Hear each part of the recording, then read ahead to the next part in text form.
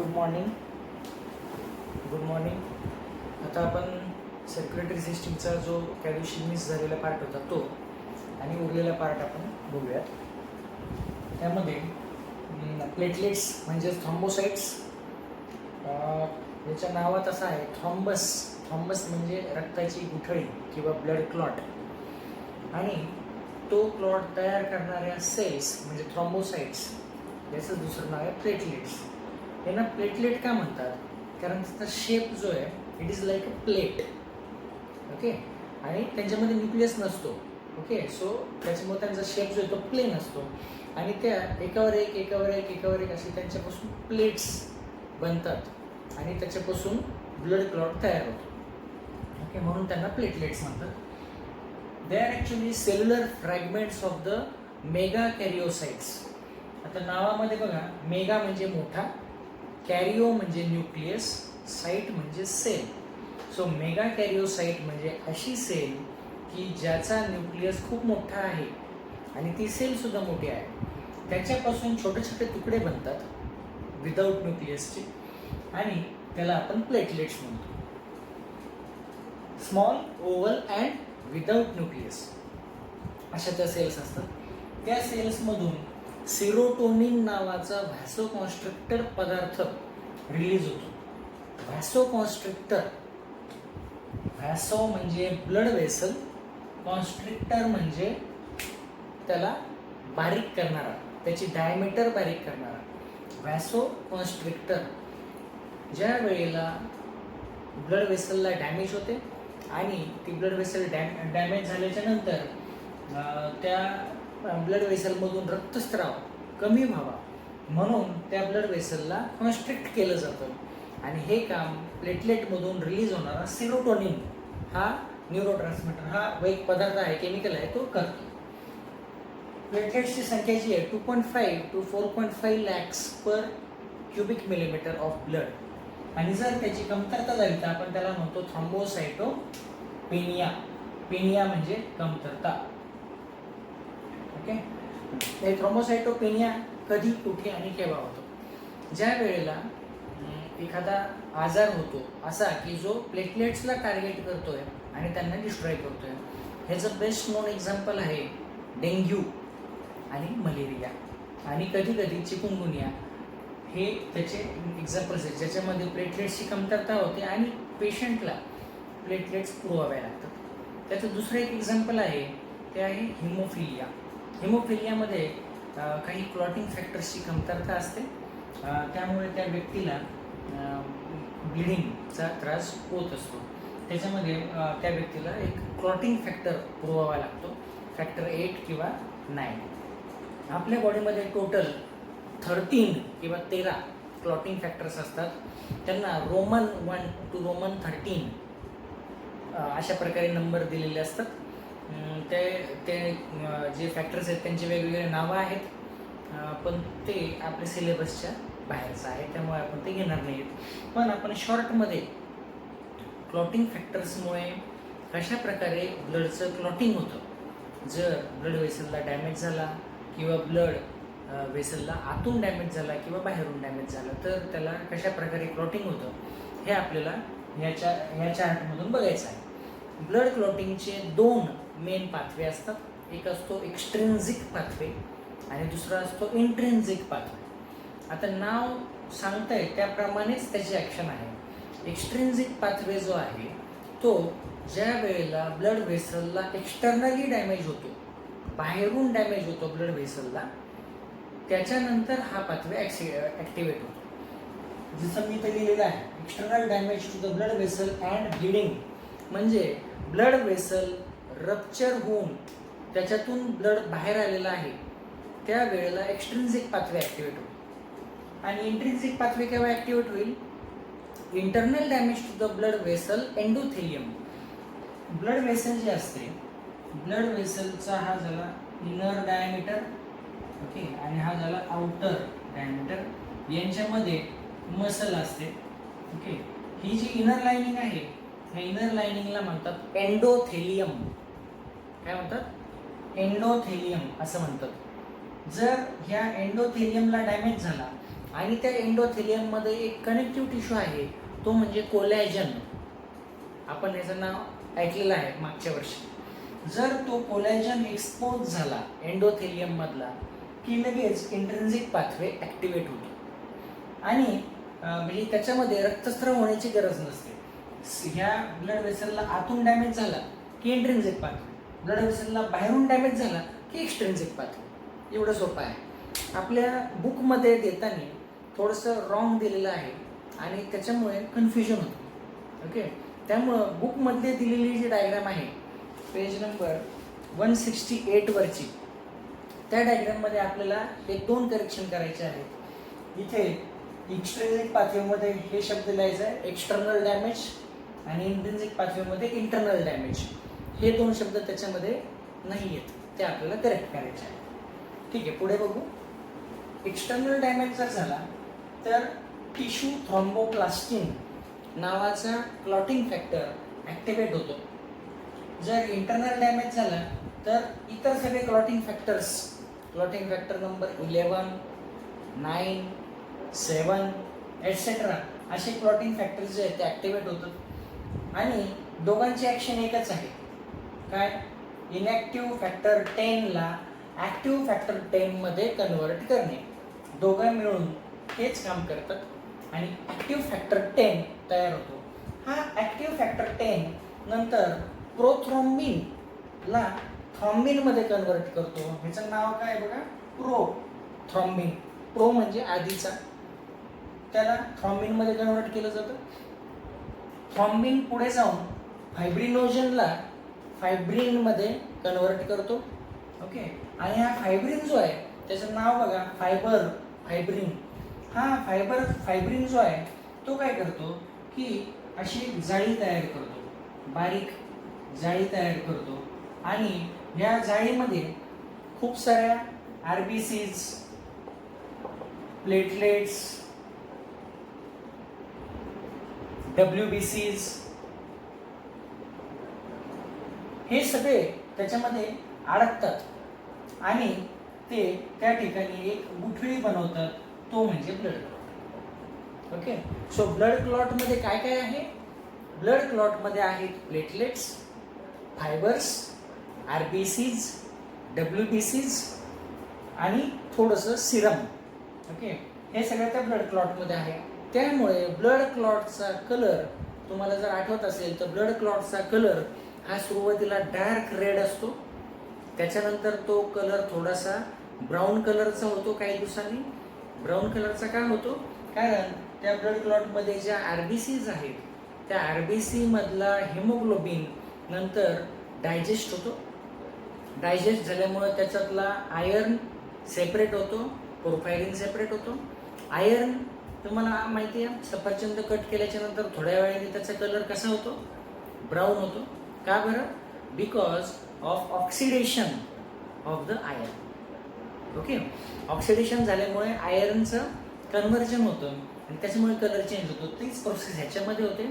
जो dark red कलरचा blood असतो ब्लड क्लॉट, तो नंतर काही दिवसांनी होतो ब्राऊन कलरचा होतो, त्याच्यानंतर काही दिवसांनी ब्लॅक कलरचा होतो. सुरुवातीला तो ब्लड क्लॉट थोडासा ओलसर असतो, मॉइस्ट असतो, नंतर तो थोडा थोडा ड्राय व्हायला लागतो आणि त्याच्यानंतर तो हार्ड होऊन जातो किंवा टोटली ड्राय होऊन जातो आणि आपण त्याला काय म्हणतो? खपली म्हणतो. ओके, सो असे चेंजेस त्याच्यामध्ये होतात आणि अशा प्रकारे हे क्लॉटिंग पाथवे जो आहे ब्लड क्लॉटिंगचा तो संपतो. ओके, आता आपण बघूया की हार्ट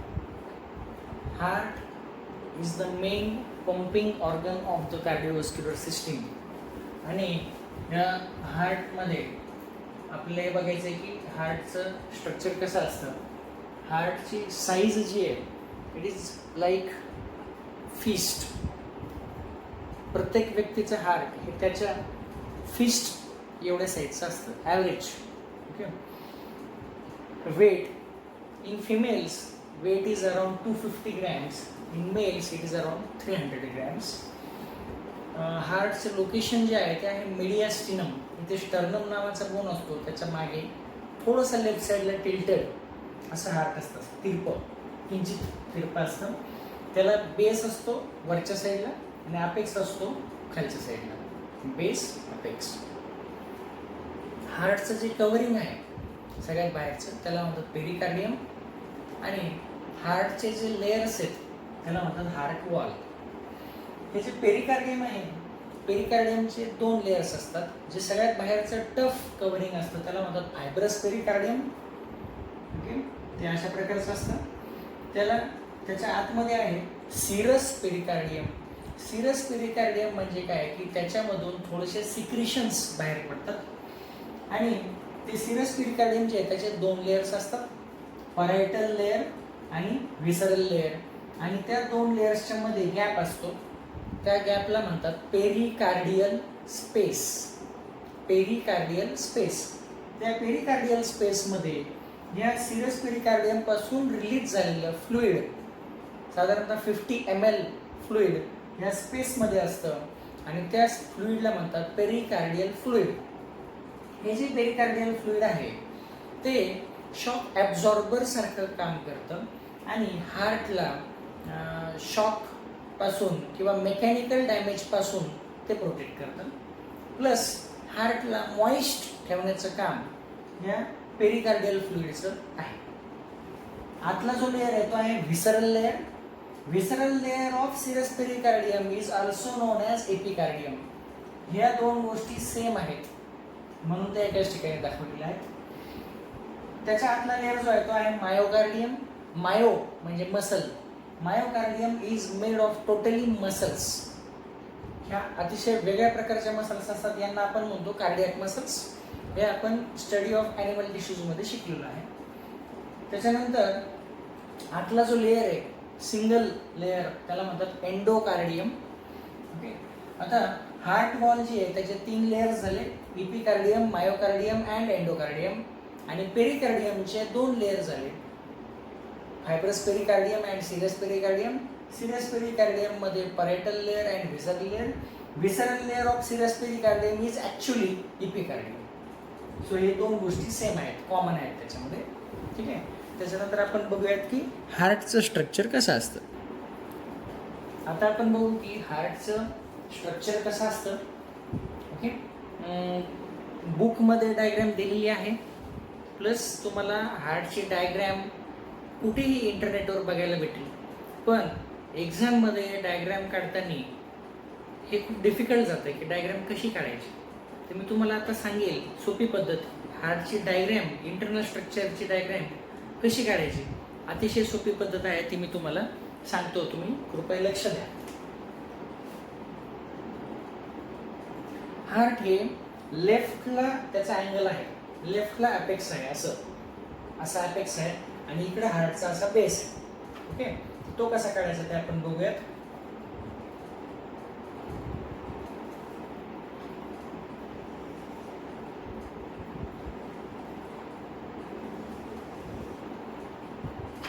हे झाले त्याचे व्हेंट्रिकल्स आहेत.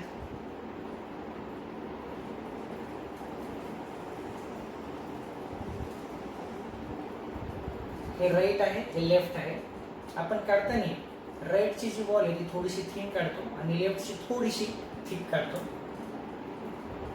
आणि याच्यामध्ये हे मायोकार्डियम आहे जे आपण मगाशी काढलं होतं, ते मायोकार्डियम आहे.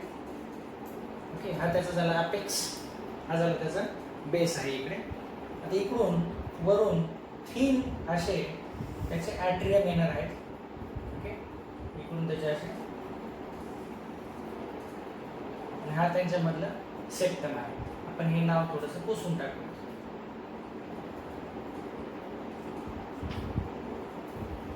ओके, आता इथे 4 चेंबर्स आहेत. हा आहे right atrium, left atrium, right ventricle and left ventricle. Okay, 4 chambers झाले. वेंट्रिकल्स जे आहेत ते मस्क्युलर थिक आहेत आणि ॲट्रियम जे आहेत ते थिन आहेत, त्यांच्यामध्ये जास्त मसल नाही आहे. इथे जो आहे हा सेंटरला हा पडदा जो आहे त्याला म्हणतात सेप्टम.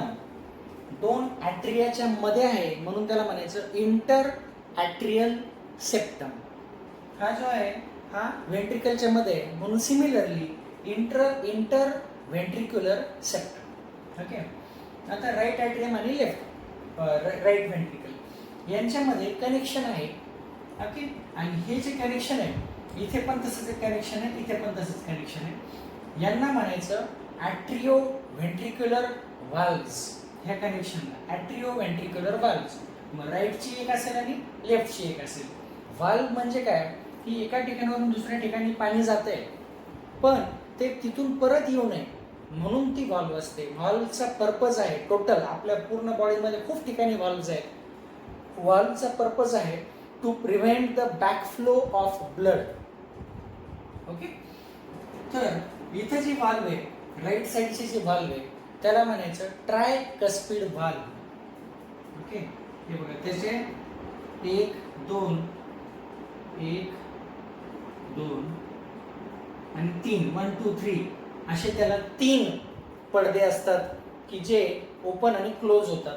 त्याला 3 पडदे असतात म्हणून त्याला म्हणायचं ट्रायकस्पिड व्हाल्व. ओके. त्याचप्रमाणे इकडे 2 पडदे असलेली व्हाल्व असते त्याला म्हणायचं बायकस्पिड व्हाल्व. ओके. बायकस्पिड व्हाल्वचं दुसरं नाव आहे मायट्रल व्हाल्व. ओके. इथे आपल्याला नावं देण्यासाठी पूर्ण तेवढी जागा नाहीये. तुम्ही बुक्समध्ये नावं वाचून डायग्राम काढून बुक्समध्ये नावं वाचून त्याला इंडिकेट करायचं आहे. मी तुम्हाला त्याचे इथे जास्तीत जास्त शॉर्ट फॉर्म लिहून देऊ शकतो आणि एक्सप्लेन करू शकतो. ओके. सो राईट ॲट्रियम मधून जे राईट व्हेंट्रिकलमध्ये ब्लड येणार आहे ते इकडून परत जाऊ नये इकडे म्हणून व्हाल्व आहे. तसंच इकडे परत जाऊ नये म्हणून व्हाल्व आहे. ओके. हा जो राईट ॲट्रियम आहे ह्या राईट ॲट्रियम मध्ये पूर्ण बॉडीचं डिऑक्सिजनेटेड ब्लड हे राईट ॲट्रियम मध्ये जमा होतं. ते कसं येतं ते आपण बघूया. त्याच्याकडे खालून एक ब्लड सप्लाय आहे. खालून म्हणजे आपल्या पूर्ण बॉडीचा इथून खालचा नेकच्या खालचा पूर्ण जे डिऑक्सिजनेटेड ब्लड आहे ते राईट ॲट्रियम मध्ये येतं. ते कसं येतं तर त्याला येण्यासाठी एक खूप मोठी ब्लड वेसल असते. त्या ब्लड वेसलचं नाव आहे इन्फेरियर व्हेना केवा. IVC आपण त्याला म्हणतो. ती या ठिकाणी ओपन होते. ओके. तशाच प्रकारे इथून पुढचं neck and head and brain याकडून जे ब्लड डिऑक्सिजनेटेड हार्टकडे परत येते ते अशा प्रकारे येतं. इथून ही ब्लड वेसल येते. ओके. आणि ती या ठिकाणी ओपन होते. याचं नाव आहे सुपेरियर व्हेना कावा. ओके. त्यानंतर हार्टला स्वतःला एक ब्लड सप्लाय आहे आणि ते ब्लड हार्टकडून डिऑक्सिजनेट झाल्याच्या नंतर परत एकदा राईट ॲट्रियम मध्ये ओपन होतं या ठिकाणी. त्या ओपनिंगला म्हणायचं opening of coronary sinus. Coronary sinus. Okay. दुसरी गोष्ट आता हे जे ब्लड इकडून इकडे येतंय इकडून इकडे येतंय इकडून बाहेर येत आहे. ओके. हे ब्लड सुद्धा इकडून परत गेलं नाही पाहिजे. लक्षात घ्या की ब्लड इथून परत कसं जाईल. ज्या वेळेला इकडून इकडे ग्रॅव्हिटी आहे इकडून इकडे ग्रॅव्हिटी आहे त्यामुळे ब्लड ह्या 2 ओपनिंग्स मधून परत जाऊ शकतं. पण ह्या ओपनिंग मधून ब्लड परत जाण्याचा संबंध नाही कारण ते अँटी ग्रॅव्हिटी आहे. राईट ॲट्रियमला एवढा प्रेशर नसतो किंवा फोर्स नाहीये की ते ब्लड परत एकदा ब्रेनकडे पाठवू शकेल. त्यामुळे ह्या ठिकाणी व्हाल्वची गरज नसते. ह्या 2 ठिकाणी व्हाल्व नक्कीच आवश्यक असते. इथली जी व्हाल्व आहे जी इन्फेरियर व्हेना कावाच्या राईट ॲट्रियम मधल्या ओपनिंगला कव्हर करते आणि prevents the backflow of blood from right atrium to the inferior vena cava is known as eustachian valve. आणि इथे जे ओपनिंग आहे कोरोनरी सायनसचं त्याच्या ओपनिंगला जी प्रोटेक्ट करते ती व्हाल्व आहे त्याचं नाव आहे थिबॅशियन व्हाल्व. ओके. ठीक आहे. तर हे जे त्यांचे 2 नाव आहे. आता किती व्हाल्व झाले बघा 1 2 3 आणि 4. इथे व्हाल्व नाहीये. आता आपल्याला हे जे राईट ॲट्रियम मध्ये ब्लड येते बघा 3 ठिकाणांवरून ब्लड येते म्हणजे पूर्ण बॉडीचं डिऑक्सिजनेटेड ब्लड हे राईट ॲट्रियम मध्ये जमा होतं. राईट एट्रियम मधून ते ब्लड राईट व्हेंट्रिकल मध्ये जातं. का बरं जातं? कारण इथून ते लंग्स कडे पुढे जाणार आहे. आता लंग्स कडे जाण्यासाठी त्या ब्लडला इथून पंप करावा लागणार आहे आणि स्पेशल ब्लड वेसल मधून त्याला लंग्स कडे पोहोचावं लागणार आहे. ओके, आता ते कसं होतं ते आपण बघूया. हे ब्लड इथे पोहोचलेलं आहे असं समजा राईट व्हेंट्रिकल मध्ये. इथून पुढे आपण हे तात्पुरतं याला पुसूयात. ओके, कारण आपल्याला आता तिथे एक ब्लड वेसल काढायचे आहे. ओके, इथे इथे एक ओपनिंग आहे. ह्या ओपनिंग मधून हे ब्लड आता जाणार आहे वरती. इकडे ब्लड आले, इकडून इकडे जाणार आहे आणि तिथून ती ब्लड वेसल निघते अशी. ओके, बाहेर निघते. बाहेर निघाल्याबरोबर त्याचे दोन पार्ट पडतात, एक राईट आणि एक लेफ्ट. का बरं? कारण दोन लंग्स आहेत, राईट लंग आणि लेफ्ट लंग. राईट लंगला ही जी ब्लड वेसल इथून बाहेर निघते, इथून ब्लड इकडे चालल्यावरती ह्या ब्लड वेसलचं नाव आहे पल्मोनरी ट्रंक. ओके, पल्मोनरी ट्रंकचे वरती जाऊन दोन पार्ट्स पडतात, right pulmonary artery and left pulmonary artery. Right pulmonary artery आणि left pulmonary artery. Right pulmonary artery obviously right lung कडे जाईल आणि left pulmonary artery left lung कडे जाईल. ओके, असं समजा की ते ब्लड लंग्स मध्ये पोहोचलं. लंग्स मध्ये पोहोचल्यावर काय होतं हे आपण त्याच्या मागच्या लेक्चरमध्ये आपण पाहिलेलं आहे. अल्व्हिओलायमध्ये ब्रीदिंग, एक्सटर्नल रेस्पिरेशन होतं, त्याच्यामध्ये गॅस एक्सचेंज होतो, ब्लड ऑक्सिजनेट होतं. ऑक्सिजनेट होऊन ते ब्लड पल्मोनरी व्हेन्सद्वारे हार्टकडे परत येतं. ओके, आता इथे एक गोष्ट तुम्हाला लक्षात घ्यायची आहे की the blood vessel which goes away from heart is known as artery and the blood vessel which comes toward the heart is known as vein. Okay, away artery एवढं लक्षात ठेवा. ओके, मग त्या ब्लड वेसल मध्ये blood हे oxygenated किंवा deoxygenated असलं तरी चालेल. 99% of the vessels of the human त्यांच्या आर्टरी मध्ये ऑक्सिजनेटेड आणि व्हेन मध्ये डिऑक्सिजनेटेड ब्लड असतं. पण ह्या गोष्टीला दोनच एक्सेप्शन्स आहेत. एक म्हणजे पल्मोनरी आर्टरी, ओके, आणि दुसरा आहे अम्बिलिकल आर्टरी अँड व्हेन. इथे बघा पल्मोनरी नाव आहे artery which is going away from heart, पण आर्टरी असून सुद्धा त्याच्यामध्ये आहे डिऑक्सिजनेटेड ब्लड, कारण ते हार्ट कडून अवे चालली आहे म्हणून त्याला नाव दिले artery. Difference between artery and when आपण नंतर बघणार आहोत. ओके, आता ब्लड हार्टकडे परत येते लंग्स मधून ऑक्सिजनेट होऊन. येताना हे बघा, जाताना दोन पल्मोनरी आर्टरीज मधून जाते, येताना 4 पल्मोनरी व्हेन्स मधून परत येणार. राईटच्या 2 आणि लेफ्टच्या 2 अशा 4 पल्मोनरी व्हेन्स मधून ब्लड हे लेफ्ट ॲट्रियम मध्ये जातं. आता बघा, डिऑक्सिजनेटेड ब्लड परत आलं तर त्याचं काय झालं? Oxygenated blood in the left atrium. Left atrium मधून आलेलं ब्लड ह्या बायकस्पिड व्हॉल्व मधून लेफ्ट व्हेंट्रिकल मध्ये पोहोचलं आणि लेफ्ट व्हेंट्रिकल मध्ये पोहोचल्यावर ह्या लेफ्ट व्हेंट्रिकलचा आता सगळ्यात महत्त्वाचा फंक्शन आहे हार्टमध्ये, ते म्हणजे हे जे ऑक्सिजनेटेड ब्लड इथं आलेलं आहे याला पूर्ण शरीरामध्ये प्रत्येक ऑर्गन, प्रत्येक टिश्यू, प्रत्येक सेल पर्यंत पोहोचवणे एवढं प्रेशर त्या ब्लड वेसलमध्ये तयार करणे. जर लेफ्ट व्हेंट्रिकलने हवं तेवढं प्रेशर तयार केलं नाही तर आपल्या थेट शेवटच्या सेलला, आपल्या असं समजा की पायाच्या, अंगठ्याच्या, टोकाच्या जे सेल्स आहेत त्यांच्यापर्यंत ते ब्लड पोहोचणारच नाही. म्हणून लेफ्ट व्हेंट्रिकलचं काम आहे की प्रेशर एवढं तयार करायचं आहे की ब्लड बरोबर त्या सेल्स पर्यंत पोहोचेल, पण ते एवढंही जास्त नको की हायपरटेन्शन होऊन आपल्या बॉडीला त्रास होईल. सो त्याला ते कंट्रोल करायचं आहे ब्लड प्रेशर, आणि ब्लड बरोबर प्रत्येक सेलपर्यंत पोहोचलं पाहिजे. ओके. सो आता हे इथून कसं निघणार? जसं इथून राईट व्हेंट्रिकलमधून पल्मोनरी ट्रंक निघाली आणि डिवाइड झाली, सिमिलरली त्याच प्रकारे इथून एक ओपनिंग आहे, त्याच्यामधून एक ब्लड वेसल निघेल.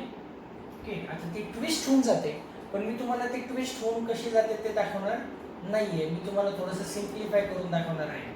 तर ही जी ब्लड वेसल आहे अशी निघते. ओके. आपण याला थोडंसं तात्पुरतं पुसूयात. अशी इथून निघते आणि अशी जाते. इथून याच्या मागून गेली ब्लड वेसल, अशी अशी आली, अशी आली. ओके.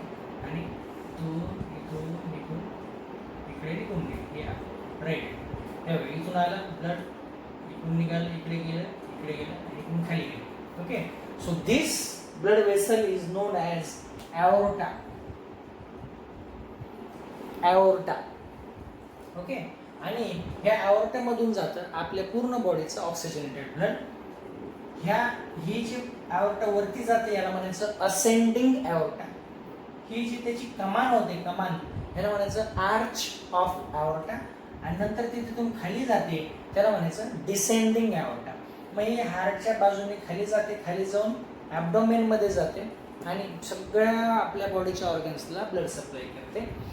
इथून जाताना ती सगळ्यात महत्वाचं काम काय करताय की इथून ॲओर्टा निघाली की लगेच इथून त्याची पहिली ब्रँच निघते, त्याच्यातून आर्टरी निघते आणि ती पहिले हार्टला सप्लाय करते. कारण ते महत्वाचं. हार्टला जर योग्य वेळी ब्लड सप्लाय भेटला नाही तर आपलं काही खरं नाही. म्हणून हार्टला ब्लड सप्लाय पुरवणं सगळ्यात महत्वाचं. म्हणून first branch of ॲओर्टा is coronary artery. Coronary artery is the first branch of the ॲओर्टा. Okay. निघालं की वरती गेल्याच्या नंतर त्याला इथून आणखी ब्रँचेस फुटतात. टोटल 3 ब्रँचेस निघतात. सगळ्यात राईट साईडला जे असते त्याला म्हणतात ब्रॅकिओसेफॅलिक ट्रंक. ब्रॅकिओ म्हणजे आर्म, सेफॅलिक म्हणजे हेड. ब्रॅकिओसेफॅलिक ट्रंक एकच असते. त्याच्यानंतर बायफर्केशन होतं, आर्मला जाते आणि ब्रेनकडे जाते. आणि लेफ्ट साईडच्या 2 असतात, त्याचं नाव असतं, मिडलचे जे असते त्याला म्हणतात लेफ्ट कॉमन कॅरोटिड आर्टरी आणि त्याच्या पण पलीकडचे असते त्याला म्हणतात लेफ्ट सबक्लेव्हियन आर्टरी. अशा प्रकारे ॲओर्टामधून मग brain, right hand, left hand यांच्यासाठी डिव्हिजन होतं. नंतर खाली येतं तसं परत मग चेस्ट, ॲब्डोमेनचे ऑर्गन्स, लेग्स, किडनीज सगळीकडे त्याचं ब्लड सप्लाय नंतर खाली गेल्यावर जातं. ओके. आता याच्यामध्ये 2 गोष्टी तुम्हाला सांगायच्या राहिल्या. ज्या वेळेस ब्लड ह्या राईट व्हेंट्रिकलमधून पल्मोनरी ट्रंकमध्ये शिरतं, ते काय शिरतं? कारण हे राईट व्हेंट्रिकल कॉन्ट्रॅक्ट होतं. तुम्हाला हार्टचं कॉन्ट्रॅक्शन माहिती आहे ना? Contraction relaxation. आपल्याला तुम्ही हार्टबीट्स ऐकलेत का कधी? किंवा तुम्हाला माहिती असेल मूवीजमध्ये वगैरे दाखवतात, काहीतरी सिच्युएशन येते, डॉक्टर पेशंटला ट्रीट करत असतात आणि मग तिथे दुक दुक दुक दुक दुक दुक दुक दुक असा आवाज येत असतो. तर ते जे आहे ते आपले हार्ट साऊंड्स आहेत. प्रत्येक वेळी ज्यावेळेस कॉन्ट्रॅक्शन होतं त्यावेळेस हार्टचा आवाज येतो. टोटल 2 हार्ट साऊंड्स असतात, लब आणि डब. लब हा पहिला हार्ट साऊंड असतो, डब हा दुसरा हार्ट साऊंड असतो. ज्या वेळेला कॉन्ट्रॅक्शन होतं व्हेंट्रिकलचं त्यावेळेस ब्लड बाहेर जातं. या दोघांचं कॉन्ट्रॅक्शन एकाच वेळी होतं. म्हणजे एकाच वेळी ब्लड लंग्समध्ये जातं आणि त्याच वेळेला ब्लड इतर पूर्ण बॉडीला जातं. लंगमध्ये निम्म गेलेलं जे ब्लड आहे ते परत हार्टमध्ये येतं आणि पुढच्या कॉन्ट्रॅक्शनला ते ऑक्सिजनेट झालेलं ब्लड बाहेर जातं. सो प्रत्येक वेळी मागच्या सायकलला ऑक्सिजनेट झालेलं ब्लड ह्या सायकलमध्ये बाहेर पडतं. ओके. सो ज्यावेळेस व्हेंट्रिकल कॉन्ट्रॅक्ट होते ब्लड ह्याच्यातून आणि ह्याच्यातून बाहेर जातं, लंग्सकडे जातं आणि बॉडीकडे जातं. ज्या वेळेला ही व्हेंट्रिकल कॉन्ट्रॅक्ट झालेली रिलॅक्स होते, रिलॅक्स झाली की ह्याच्यातलं प्रेशर कमी होतं. कमी झालं की हे ब्लड परत इकडे येण्याचा प्रयत्न करेल आणि ते परत जर आलं तर हार्टचं सगळं कार्य जे आहे ते काय होईल? वेस्ट होईल. ते होऊ नये म्हणून इथे सुद्धा व्हॉल्व्ह असते. आणि ही जी व्हॉल्व्ह आहे ती त्याचे बघा त्याला 3 पाते असतात. ह्याला जशी 3 आहेत तशी ह्याला पण 3 असतात. फक्त ह्यालाच 2 असतात. ओके. सो हे पण ट्रायकस्पिड आहे आणि हे पण ट्रायकस्पिड आहे. ओके. आणि त्याचा प्रत्येक कसचा शेप जो आहे तो असा दिसतो. हाफ मून किंवा अर्ध चंद्राकार म्हणून त्याला नाव आहे सेमी ल्युनार वाल्व. सेमी म्हणजे हाफ, ल्युनार म्हणजे चंद्र, वाल्व. ओके. दोन्ही पण सेमी ल्युनार वाल्व आहेत, पण राईट साईडची जी आहे त्याला म्हणायचं पल्मोनरी सेमी ल्युनार वाल्व आणि लेफ्ट साईडची आहे त्याला म्हणायचं aortic semi lunar valve. Okay. आणि ते काय करतात, prevent the backflow of blood into the ventricles. Okay. So अशा प्रकारे आपल्याला हार्टमध्ये कळलं की टोटल 6 व्हॉल्व्स असतात. ओके. त्याच्यानंतर ॲट्रियम व्हेंट्रिकलच्या मधल्या व्हॉल्व्हचं फंक्शन काय ते सांगितलं. ओके. त्याच्यानंतर आता बघूयात की हार्टच्या आतमध्ये आणखी काय असतं. हार्टच्या आतमध्ये हे एवढं असं प्लेन नसतं. तिथं असे छोटे छोटे छोटे छोटे छोटे छोटे असे सिरेशन्स असतात, इरेग्युलर इलेव्हेशन्स असतात हार्टच्या आतमधून व्हेंट्रिकलच्या आतमध्ये. आणि हे जे इलेव्हेशन्स असतात हे कशामुळे असतात, ही जी मसल आहे, मसल प्लेन नाही आहे. ओके. मसलचे इलेव्हेशन आहे. 6 पॅक म्हणतो ना आपण. 6 पॅक म्हणजे काय, मसल जास्त स्ट्रॉंग असेल तर ते त्याचं इलेव्हेशन दिसतं. ओके. तसंच इथं आहे, हार्टचे मसल जेवढे जास्त स्ट्रॉंग तेवढे हे इलेव्हेशन्स जास्त, हे हार्टचे 6 पॅक आहेत. आणि हे जे इलेव्हेशन्स आहेत यांना नाव आहे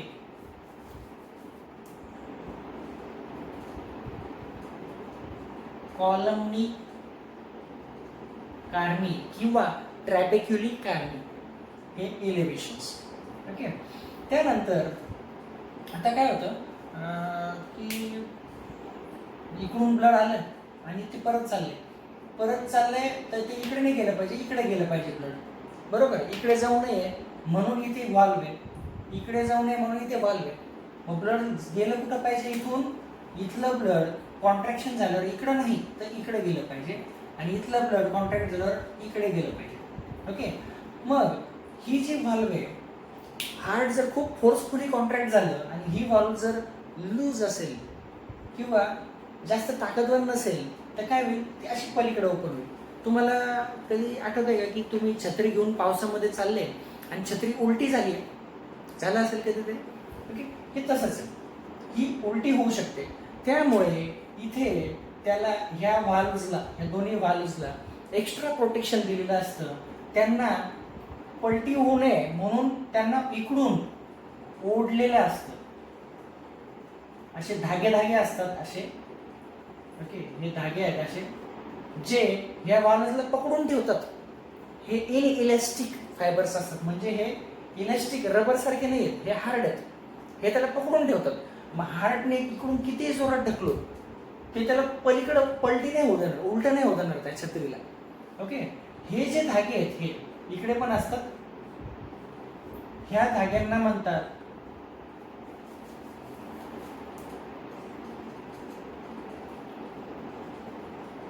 कॉर्डी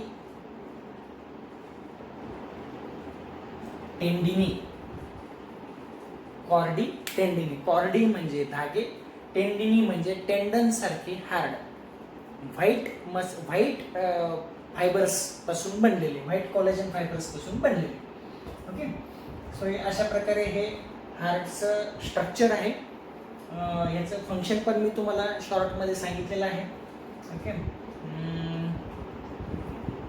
endocardium, myocardium, epicardium, pericardium. Okay. हे त्याच्यामध्ये आहे. हार्ट कसं काढायचं, कसं रिप्रेझेंट करायचं हे तुम्हाला त्याच्यातून लक्षात आलेलं आहे. याच्यामध्ये तुम्हाला सांगण्यासारखं काही राहिलेलं नाही. हार्ट ज्या वेळेस पंप होतं, आपल्याला प्रत्येक वेळी जेव्हा हार्ट बीट ऐकू येतो, each heartbeat is equal to 1 cardiac cycle. Okay. What is a 1 cardiac cycle? Heart right atrium आणि लेफ्ट ॲट्रियममध्ये ब्लड येणे, ब्लड येऊन व्हेंट्रिकलमध्ये जाणे, व्हेंट्रिकलमधून ब्लड लंग्समध्ये जाणे, लंग्समधून निघून ऑक्सिजनेट होऊन लेफ्ट एट्रियममध्ये येणे, तिथून लेफ्ट व्हेंट्रिकलमध्ये जाणे, तिथून ॲओर्टामध्ये जाणे आणि पूर्ण बॉडीला सप्लाय होणे. ह्याला म्हणायचं 1 कार्डिॲक सायकल. 1 कार्डिॲक सायकल हे 1 हार्टबीटमध्ये कंप्लीट होतं. ओके. आता आपण म्हणतो की हार्ट रेट किंवा पल्स रेट, डॉक्टर लोक हे शब्द वापरतात. हार्ट रेट आपण इथे मोजतो असा. ओके. तर हा हार्ट रेट म्हणजे काय आणि किती असतो? On an average 60 to 90 beats per minute एवढा आपला हार्ट रेट असू शकतो. ॲव्हरेज त्याचा 72 घेतात, पण 72च असतो असं नाही. कोणाचा 40 असू शकतो, कोणाचा 100 असू शकतो, नॉर्मली सुद्धा. ओके. ते त्या व्यक्तीच्या हार्टवर किंवा त्याच्या फिजिकल स्ट्रेंथवर किंवा एक्झरसाईजवर ते अवलंबून असतं, किंवा मेंटल स्टेटवर, डिसीज कंडिशनवर पण अवलंबून असतं. कमी जास्त होऊ शकतो. ओके. तर एका मिनिटामध्ये एवढे एवढे हार्टबीट्स होतात, त्याला म्हणायचं हार्ट रेट. ओके. त्यानंतर कार्डियक आउटपुट. कार्डियक आउटपुट म्हणजे काय? एका कॉन्ट्रॅक्शनमध्ये या हार्टमधून किती ब्लड हार्टच्या बाहेर पडतं याला म्हणायचं कार्डियक आउटपुट. ओके. त्याच्यानंतर जे कॉन्ट्रॅक्शन असतं ॲट्रियमचं किंवा व्हेंट्रिकलचं, त्या कॉन्ट्रॅक्शनला म्हणतात सिस्टॉल. ओके. आणि रिलॅक्सेशनला म्हणतात diastole. Systole, diastole. Systole contraction, diastole relaxation. हे अशा प्रकारे एक heartbeat, 1 heartbeat is equal to atrial systole plus ventricular systole plus atrio ventricular diastole. Okay. Diastole हा थोडासा मोठा असतो, सिस्टॉल हा थोडासा छोटा असतो. ओके. तर ठीक आहे, आज आपण एवढं शिकलो. ह्याच्यामध्ये आणखी काय आहे की हार्टमधली कंडक्टिंग सिस्टीम आहे. Conducting system of the heart म्हणजे काय? हार्टची स्वतःला स्टिम्युलेट करण्याची, म्हणजे आपण म्हणतो की ब्रेनमध्ये आपण विचार केला की मला ही मसल फ्लेक्स करायची आहे, तर ब्रेनमध्ये विचार होईल, तिथून मोटर नर्व निघेल, मोटर नर्व इफरंट नर्व येईल, ह्या मसलला स्टिम्युलेट करेल, तिथे ॲड्रेनालिन रिलीज होईल. ॲड्रेनालिन रिलीज झाल्यावर ॲक्टिन मायोसिन कॉन्ट्रॅक्ट होतील आणि मग ही मसल छोटी होईल, कॉन्ट्रॅक्ट होईल. हार्टमध्ये तसं नाही आहे. It does not depend on your thoughts. It is not voluntary. Cardiac muscle is involuntary. Okay. ही जी कार्डियक मसल आहे, ही कार्डियक मसल त्याला जे नर्वस इनपुट भेटतं हार्ट चालू ठेवण्यासाठी आणि हार्ट रेट कमी जास्त करण्यासाठी, प्रेशर कमी जास्त करण्यासाठी, हे त्याची सिस्टीम त्याच्याकडे इनबिल्ड आहे हार्टकडे. म्हणून हार्टला म्हणतात मायोजेनिक हार्ट. ओके. म्हणजे काय की त्याच्या मसल्सच नर्व सारख्या कन्वर्ट झालेल्या आहेत. नर्व त्याच्या नर्व सारख्या नाही आहेत. हार्टमधली स्वतःची त्याची नर्वस सिस्टीम जी आहे, it is made from the modified muscles. Therefore heart is known as, nervous system of the heart is known as myogenic heart. म्हणजे मसल पासून तयार झालेल्या मॉडिफाईड नर्व्स. आता ते कसे असतात ते तुम्हाला एक शॉर्टमध्ये याच डायग्राममध्ये मी तुम्हाला एक्सप्लेन करतो. ओके. आता इथे राईट ॲट्रियम आहे, लेफ्ट ॲट्रियम आहे, राईट व्हेंट्रिकल आणि लेफ्ट व्हेंट्रिकल, ह्या सगळ्या गोष्टी या ठिकाणी आहेत. ओके. आता हे जे राईट ॲट्रियम आहे, राईट ॲट्रियममध्ये या ठिकाणी इथे एक नोड असतो. नोड ज्या ठिकाणी ह्याच्या ज्या नर्व्स आहेत त्या अशा एका ठिकाणी येऊन एकजीव झालेल्या आहेत, त्या नोडला आपण म्हणतो SA नोड. SA नोड म्हणजेच सायन्यू ॲट्रियल नोड. हा जो SA नोड आहे हा हार्टचा पेस मेकर आहे. म्हणजे हा हार्टची हार्टबीटची ॲक्टिव्हिटी हा ठरवतो आणि इथून सगळीकडे तो हार्टला इम्पल्सेस देतो आणि काम करायला भाग पाडतो. हा जो SA नोड आहे, हा SA नोड तिथून तो इम्पल्सेस सोडतो. मग ती इम्पल्स इकडे जाते, इकडे जाते, इकडे जाते, इकडे जाते, इकडे सुद्धा जाते. या ठिकाणी जो इंटर ॲट्रियल सेप्टम आहे, या ठिकाणी एक्झॅक्टली ॲट्रियम आणि व्हेंट्रिकलच्या मध्ये इथं आणखी एक नोड असतो. ह्या नोडला म्हणतात AV नोड, म्हणजे ॲट्रियो व्हेंट्रिक्युलर नोड. ओके, तर इम्पल्स जसे इकडे तिकडे सगळीकडे गेले या एस नोड मधून, तसेच ते AV नोड पर्यंत सुद्धा पोहोचतात. सुरू झाले ॲट्रियम मध्ये, पोहोचले ॲट्रियम व्हेंट्रिकलच्या मध्ये.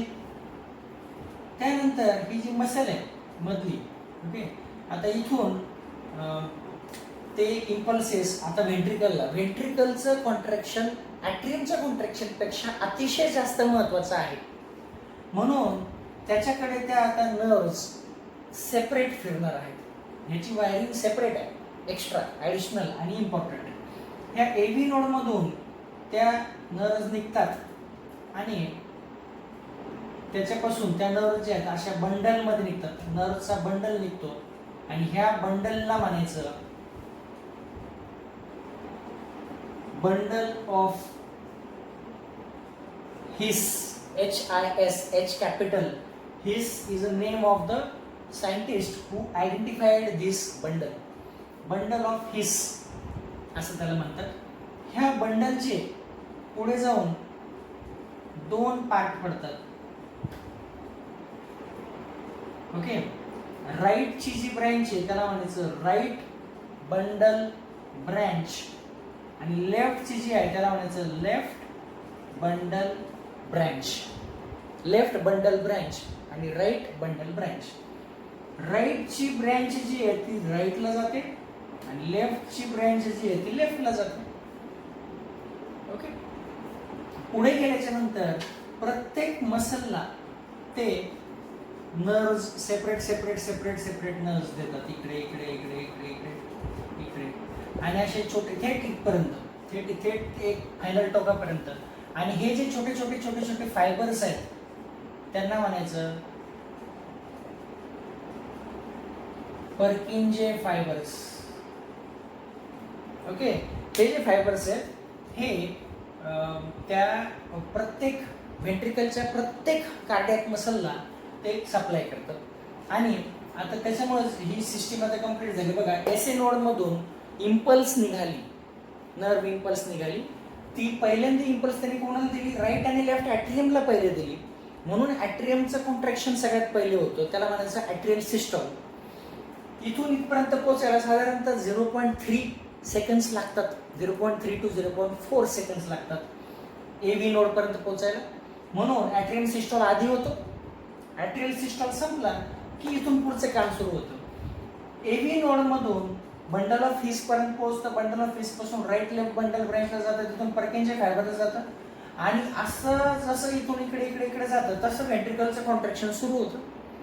व्हेंट्रिकलचं कॉन्ट्रॅक्ट 2.4 सेकंडसाठी. आणि हे झालं की रिलॅक्स होतं. व्हेंट्रिकल रिलॅक्स झालं की ॲट्रियल कॉन्ट्रॅक्ट होतो. ॲट्रियम रिलॅक्स झालं की व्हेंट्रिकल कॉन्ट्रॅक्ट होतो. हे दोघं सोबत सोबत जर कॉन्ट्रॅक्ट झाले तर हार्टमध्ये सगळी गडबड होती. ओके, ॲट्रियम कॉन्ट्रॅक्ट झालं त्यावेळेस व्हेंट्रिकल रिलॅक्स असतो आणि ॲट्रियम कॉन्ट्रॅक्ट झालं की ते ब्लड ह्या व्हेंट्रिकलमध्ये पोहोचतं. मग व्हेंट्रिकल कॉन्ट्रॅक्ट होतो आणि ब्लड ॲओर्टामधून निघून लंग्सकडे आणि बॉडीकडे जातं. त्यावेळेला ॲट्रियम रिलॅक्स असतो आणि ॲट्रियम रिलॅक्स असला की तो बॉडीकडून ब्लड रिसीव्ह करतो. सो ॲट्रियल सिस्टॉलमध्ये ॲट्रियम ब्लड व्हेंट्रिकलकडे पाठवतं. ॲट्रियल डायस्टॉलमध्ये ॲट्रियम बॉडीकडून ब्लड घेतो, हा डिऑक्सिजनकडे आणि हा ऑक्सिजनकडे घेतो. व्हेंट्रिकल सिस्टॉलमध्ये व्हेंट्रिकल लंग्सला आणि बॉडीला ब्लड सप्लाय करते. व्हेंट्रिकल डायस्टॉलमध्ये व्हेंट्रिकल राईट आणि लेफ्ट व्हेंट्रिकल मधून ब्लड रिसीव्ह करते. So this is the conducting system of the heart. त्याचे मेन कंपाऊंड्स लक्षात ठेवा. तीच डायग्राम आहे, सेम डायग्राम, फक्त त्याच्यामध्ये आपण वेगवेगळ्या रेषा मारलेल्या आहेत. उद्या आपण बघू की कार्डियक सायकल कशा प्रकारे चालतं आणि त्याचे डिटेल्स आणि डिफरन्सेस बिटवीन आर्टरीज अँड व्हेन्स. मला एक रिक्वेस्ट होती, तुम्ही सगळ्यांनी जेव्हा तुम्ही यूट्यूबचे व्हिडिओज बघता त्याच्यामध्ये तुम्ही नोट्स तर काढत असालच, आता मी खूप वेळेस सांगितलं आहे, मी एफर्ट्स घेतो आहे. तुम्ही हे जे मी व्हिडिओज टाकतो आहे ते व्हिडिओज तुम्ही कृपया लाईक करा आणि हे चॅनलला तुम्ही सबस्क्राईब करा. म्हणजे तुम्हाला मी जेव्हा कधी व्हिडिओ टाकेल तेव्हा तुम्हाला त्याचे आपोआप नोटिफिकेशन येईल की सरांनी व्हिडिओ टाकलाय आणि तुम्ही तो बघू शकता. तुमच्या पाहिजे त्या वेळेमध्ये तुम्ही बसू शकता. आणि तुम्ही लाईक आणि सबस्क्राईब करा, प्लस तुम्ही ते व्हिडिओज तुम्ही शेअर करू शकता. व्हिडिओज व्हॉट्सॲपमध्ये बघण्यापेक्षा जर तुम्ही ब्ल्यू लिंकवर क्लिक केलं तर तुम्हाला डायरेक्ट यूट्यूब चॅनलवरती, यूट्यूब ॲपमध्ये किंवा डेस्कटॉप साईटवरती तुम्हाला ते व्हिडिओज बघता येतील. त्यामध्ये तुम्हाला ते स्क्रीन साईज छोटी मोठी करणे, व्हिडिओ क्वालिटी चेंज करणे, हे गोष्टी तुम्हाला करता येतील. Okay, so see you soon आणि bye, good night, take care.